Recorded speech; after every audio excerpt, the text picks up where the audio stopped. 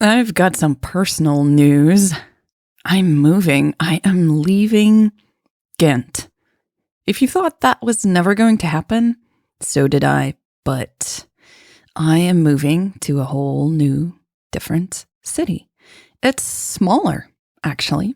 It's not the city where I was born, Antwerp.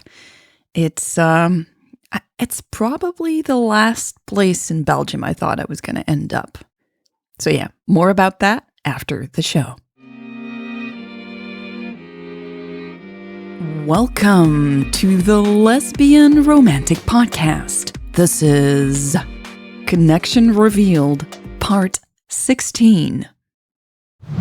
September 21st, 2063.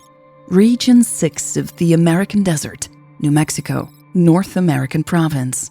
8:25 a.m. local time.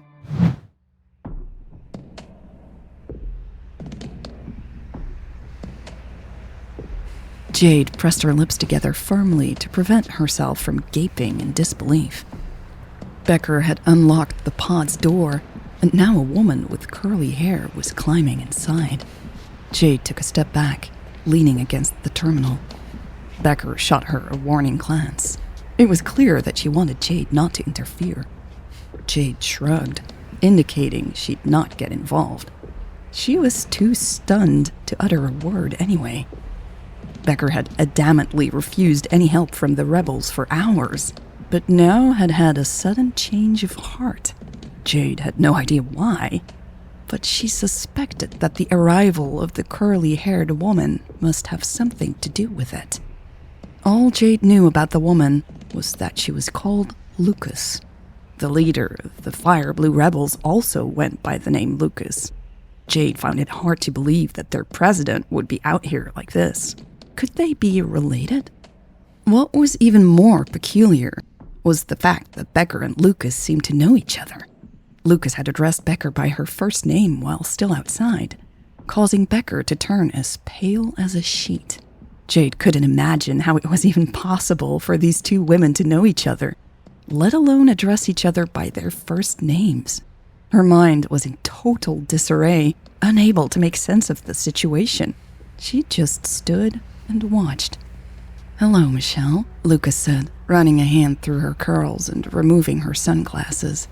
Her intense gray eyes scanned over Becker before settling on Jade. She smiled. Jade's throat tightened as she forced a thin smile in response. All the excitement she had felt about meeting the rebels had vanished. "What are you doing here?" Becker demanded, her eyes ablaze with anger. "Close the door," Lucas replied, gesturing towards the open door. "This heat is unbearable." Becker shut the door and stepped back, shooting a quick glance in Jade's direction. "Is that a real scientist?" Lucas asked without looking at Jade. "Yes," Becker said before Jade could say anything.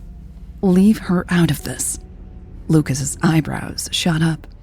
"Are you sure? Because I'll find out if you're lying." "Go ahead and check her out," Becker snapped back. Now Jade's eyebrows raised in surprise. "I'm a real scientist," she blurted out, feeling silly. Lucas slowly turned her head to face Jade again, locking her gaze onto hers for a long moment. Finally, she spoke. "Okay, I believe you." "Why are you here?" Becker asked again. Lucas met Becker's angry gaze. "I came to see you. You were being unreasonable." "Your people refused to leave us alone," Becker retorted angrily. "Why don't you just all leave us alone?" "And let you die out here?" Lucas asked haughtily. "If you had stayed away from us, we could have easily made it out of here in time," Becker countered. Jade watched the exchange with bated breath, feeling certain now that these two women had met before. She had a hunch that there was much more to the story. She just couldn't quite figure out what that might be. "You know, we couldn't let you come near that border," Lucas said, crossing her arms. "We weren't going to," Becker pointed out. "In fact, we weren't even moving when your people surrounded us." Lucas nodded. "We thought you were in trouble. We came here to help." Now you're contradicting yourself, Becker said triumphantly, taking a step closer.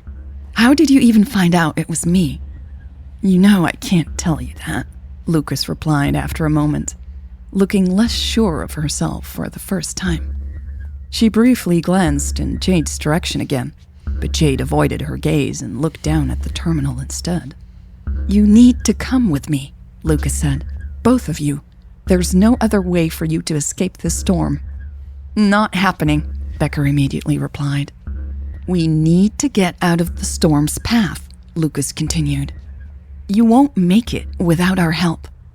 We can cut ourselves free, Becker said. Just leave us and we'll be fine. Jade's heart started thumping even faster. She didn't know how fast the storm was approaching, but she was sure they were running out of time. It was becoming increasingly clear to her that they wouldn't be able to free themselves in time. Jade couldn't help but wonder how she had ended up in this predicament. They had been sitting in the middle of the desert for over 8 hours. She couldn't help but question why she had allowed Becker to make such foolish decisions. You're not thinking straight, Lucas said. Jade had to agree with the rebel. Something had influenced Becker's judgment ever since they had left the base. Her mistake had been to let herself be intimidated by the commander. Figuring out why was something she would have to do later. Leave, Becker repeated. Lucas stepped close, getting into Becker's personal space. Don't let our history affect your judgment. You're not alone here. The scientist will die too. Jade's lips parted. Lucas had just confirmed there was a history between the two women. And it was clearly personal. Extremely personal. Jade's mind nearly exploded with questions. Something started to build up in her chest. I think you came here because of our history, Becker hissed. So I don't think you get to lecture me. Stop, Jade yelled, finally fed up. The two other women looked at her, surprised. Just stop this, Jade continued angrily. We need to get out of here. She locked eyes with Lucas. Can you help us? I can, Lucas said. She pulled something from her pocket and tossed it onto the ground. September 21st, 2063. San Francisco, Fire Blue Territory, North American Province. 8:55 a.m. local time. New message! They're on the move, Anjali said, jumping up from her chair. Louise opened the message, scanning its content. They took the scientists with them, Anjali read out loud. I see, Louise said, also reading. Well, that's a hot mess, she sighed after she finished. I guess we knew this could happen, Anjali shrugged. No, they still could have left them behind, Louise muttered. At least it seems they're not on their way to the server park building, Anjali offered, leaning against her desk. True, Louise said, getting up as well. But where are they going? They've not shared their alternative destination. Anjali frowned and tilted her head. That is odd. She looked at her feet. It feels like they excluded us from this mission. It's a whole new mission now, Louise said, attempting to conceal her renewed anger. And we're indeed no longer part of it. Where will they take these people? Anjali asked. Louise's shoulders slumped. She had no idea what Elle's plan was. Her mind felt sluggish and overwhelmed, and she still hadn't heard from Elle. Given the way the situation was developing, she doubted she would hear from her anytime soon. I have no idea, Louise replied honestly. Anjali scratched behind her ear. I guess we should be happy they'll all be safe soon. Louise gave a slow nod in agreement. Anjali was right. The safety of her team should be the priority. Her emotions and ego were telling a different story, though, and it was not a pretty one. Look, I'm exhausted, Louise said. I'm going to the break room to take a nap. Wake me up when you hear anything new, okay? Got it, boss, Anjali said. September 21st, 2063. Border of Fire Blue Territory, New Mexico, North American province, 9:10 a.m. local time.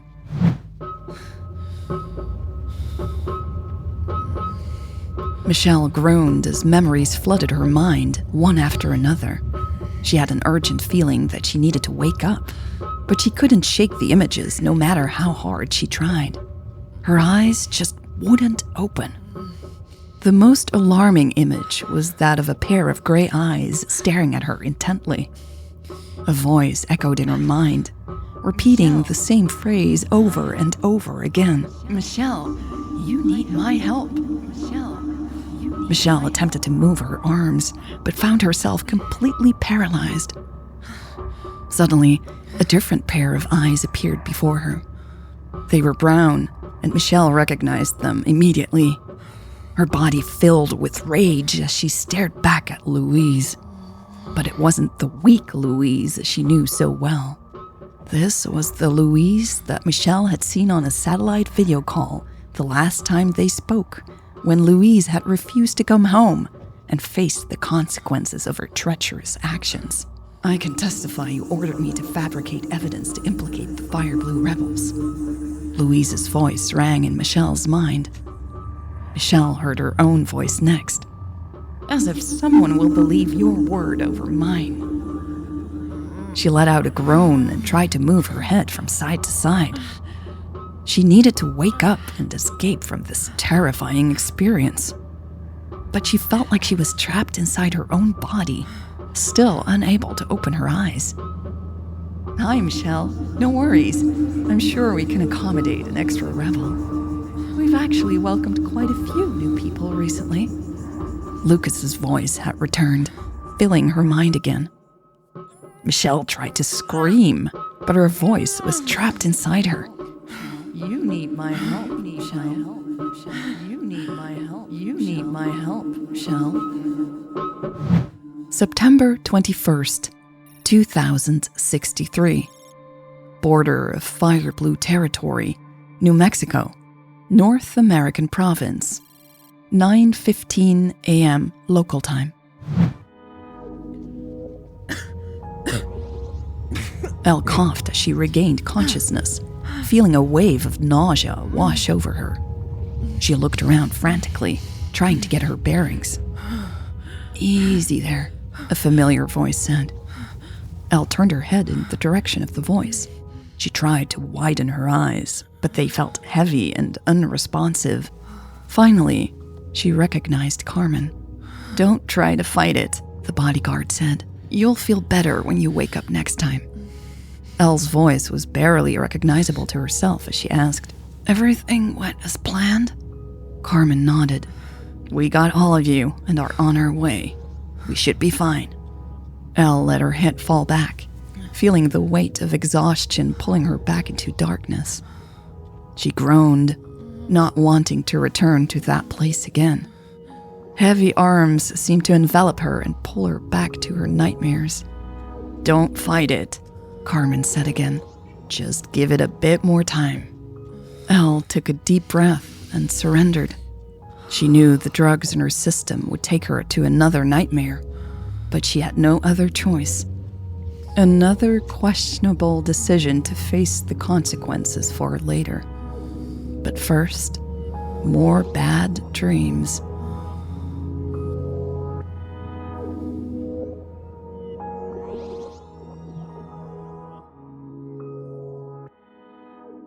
This was part 16 of Connection Revealed. So about this move, it's a big step. I am moving to Bruges. Now, Bruges is a small, very charming, very picturesque, very beautiful city in the west part of Flanders. And Flanders is a part of Belgium, if you can keep track. We're a tiny country, but so many parts, so many different local governments. Anyways, I'm moving to Bruges, and it's a whole new start, a whole new beginning, and I'm excited about it. So why am I leaving Ghent, the most beautiful city in Belgium, maybe Europe? I think I was too addicted to the city, and I think it's time to face that.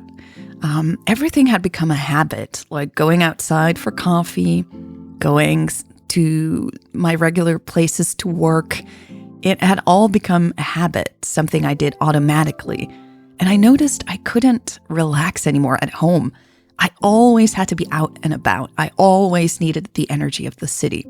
So this new house we're moving into, it is not in the city. It's, I guess you could call it the suburbs. And so it's a lot more quiet. There are fields all around. Well, not all around. Nearby, lots of nature, or more nature at least than in the city. So it will definitely be the quietest place I've lived since I left my mother's home. And I might get very bored. I might, but I want to experiment. This is an experiment. For at least 2 years, I'm going to live there. We are going to live there, and I'm very excited about it. And I'm very curious to find out what I find out about myself without this city I am so in love with and so addicted to. So yeah, Bruges. It's actually the city most tourists visit. If they visit one city in Belgium, it's Bruges. It really is beautiful. But it's so touristy. Actually, the quote I used in Worth the Risk about the park closing, so that Ghent was like a city closing, a theme park closing. If you listen to Worth the Risk, you might remember that quote. That's actually something I got from Bruges. A story that I heard about Bruges, that there were tourists asking locals, when does the park close? So just to give you an idea of what Bruges can feel like. It's going to be, again, a whole new beginning. I'll share what it's like. So that is all for this week. I want to thank everyone around the world who supports my work. Thank you. And I will see you soon. Take good care of yourself. Be well. And see you in the next episode. Bye.